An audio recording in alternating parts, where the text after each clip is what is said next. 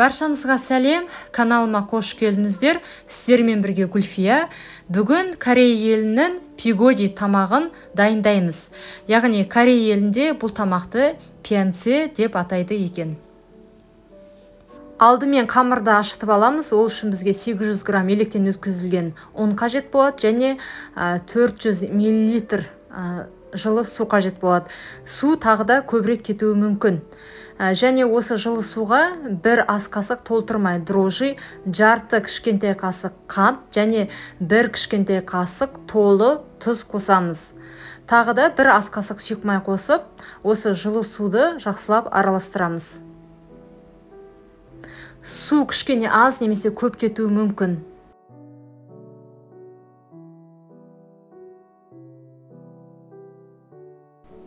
Содан кейін осы жылы суды ұнға құйып, қамыр елейміз.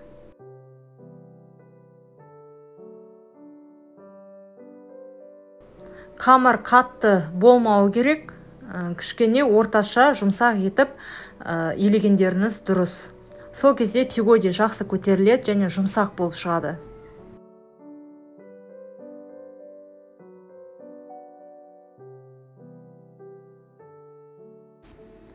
Қамырды илеп, ыдыстың қақпағын жауып, жылы жерге 1,5-2 сағатқа қамыр көтерілгенше алып қоямыз. Енді салмасын дайындаймыз. Бізге салмасына 500 грамм тартылған ет, 2 пияз және жарты қырыққабат қажет болады. Мен мына жерде бір қырыққабат көрсеттім, бірақ тек жартысын қосамын.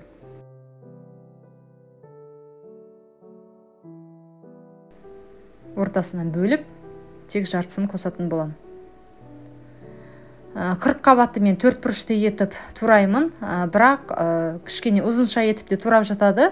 Енді өз қалауларыңыз бойынша ұсақ етіп турағандарыңыз дұрыс. Мен үнемі осы пигоди тамағына 4 бұрышты етіп тураймын 40 қабатты.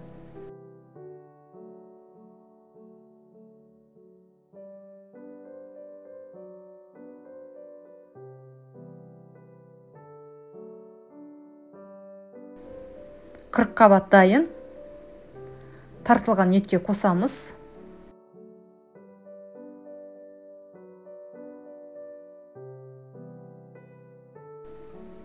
Содан кейін пиязды ұсақтап тураймыз.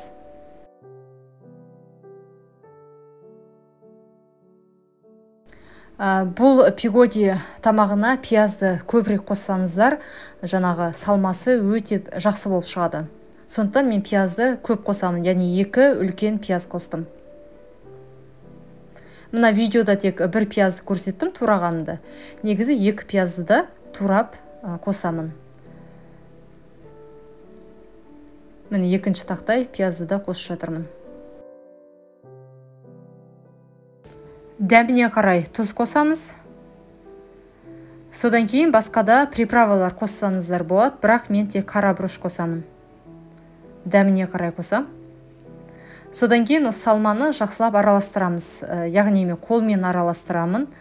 Сол кезде жаңағы жақсы араласады. Менде тартылған ет мұздатқышта болғандықтан кішкене қатып тұр. Сондықтан қолмен жақсылап бір келкі болғанша салманы араластырамын.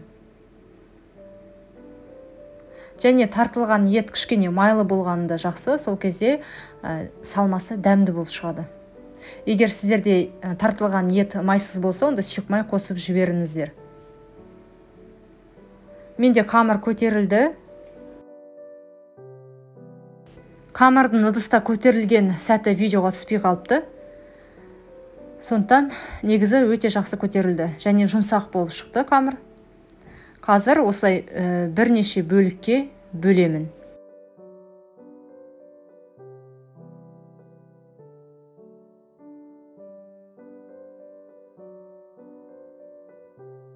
Мұны барлығын бөлдім және видеода көрсетілгендей әр қамырды осылай домалақ етіп шетке қойып қоямын. Бірден жасамаймын, емірінші осылай домалатып қойып қоямын.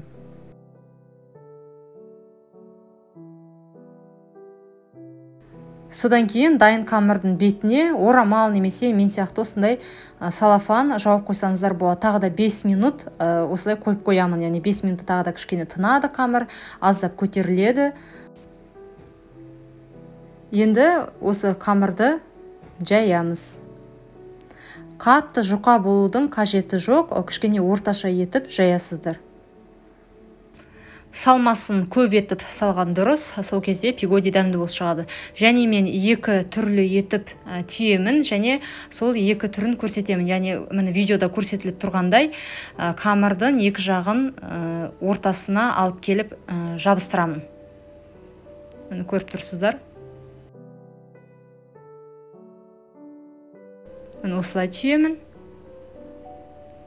Және қазір сіздерге басқаша түрінде көрсетемін. Қазір тағы да басқа түрін көрсетемін, яғни қамырды дөңгелетіп біркелкі етіп жаямыз. Қатты жұқа немесе қалың болып кетпесін, орташа етіп жаясыздар. Және жаңағы салмасын молынан салғандарыңыз дұрыс, сол кезде пигоди өте дәмді болып шығады.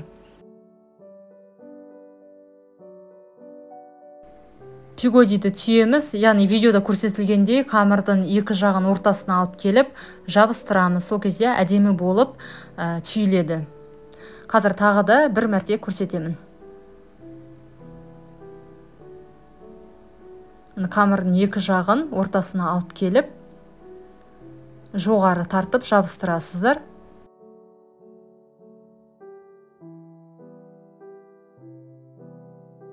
Міне осындай әдемі пигоди болып шығады. Соңғы пигодиді түйеміз. Пигодиді толығымен жасап болғаннан кейін мантаваркиге салып, тағы да 10-15 минутқа қойып қоясыздар. Яғни пигоди тағы да көтеріледі. Тек содан кейін ғана мантаваркиде жоғарғы отта 40-45 минут аралығында пісіресіздер.